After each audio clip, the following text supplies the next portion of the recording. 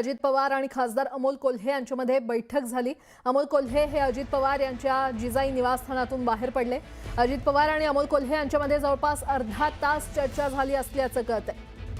अतिशय मोठी बातमी आपण पाहतोय। अजित पवार आणि खासदार अमोल कोल्हे यांच्यामध्ये अतिशय महत्त्वाची बैठक पार पडलेली आहे।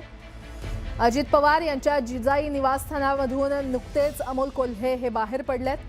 अजित पवार आणि अमोल कोल्हे यांच्यामध्ये जवळपास अर्धा तास चर्चा झाली असल्याचं कळतंय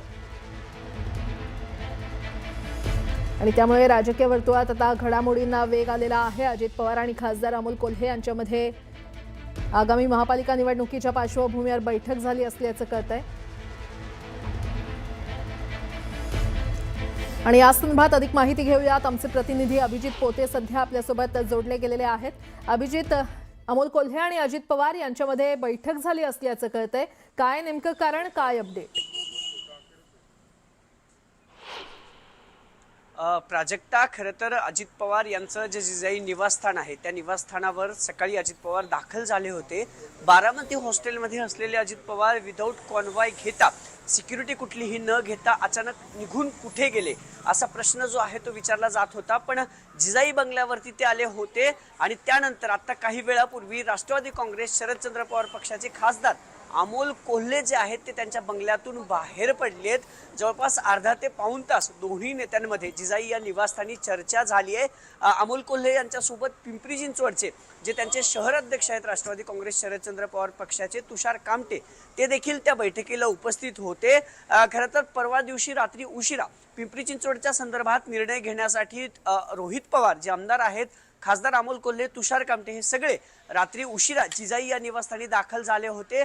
प्राथमिक चर्चा त्या बैठकीत झाली असं अमोल कोल्हेंनी सांगितलं होतं आणि त्यानंतर काल उशिरा पुण्यातल्या सगळ्या बैठका आवरून अजित पवार पिंपरी चिंचवडला आजम पानसरे यांच्या निवासस्थानी गेले होते आणि त्यानंतर आज सकाळी पुन्हा अजित पवार आणि अमोल कोल्हे यांच्यात बैठक जवळपास अर्धा ते पाऊण तास त्यांच्या जिजाई या निवासस्थानी झाली आहे। पिंपरी चिंचवडमध्ये दोन्ही राष्ट्रवादी एकत्रित येऊन लढावं अशी भूमिका अनेक नेत्यांनी, अनेक कार्यकर्त्यांनी दोन्ही पक्षाच्या घेतल्या होत्या। मतविभाजनी टाळण्यासाठी हा निर्णय घेण्यात आला होता आणि त्याच पार्श्वभूमीवर हे सगळं बैठकीचं सत्र जे आहे ते पुणे आणि पिंपरी चिंचवडमध्ये सुरू आहे आणि त्याच पार्श्वभूमीवर खासदार अमोल कोल्हे यांनी आज सकाळी अजित पवारांची बैठक घेऊन अर्धा तास चर्चा केली आहे। खरं तर जर दोन्ही पक्ष एकत्रित लढत असतील तर कोण किती जागांवरती लढायचं, जागेचा फॉर्म्युला काय ठरवायचा, अजेंडा काय असेल, समविचारी पक्षांना सोबत घ्यायचं का, जर लढायचं झालं खरं तर पुण्यातली त्यांची चर्चा म्हणजे दोन्ही राष्ट्रवादी एकत्रित येण्याची चर्चा पुण्यातली फिसकटली आहे असं बोललं जात आहे।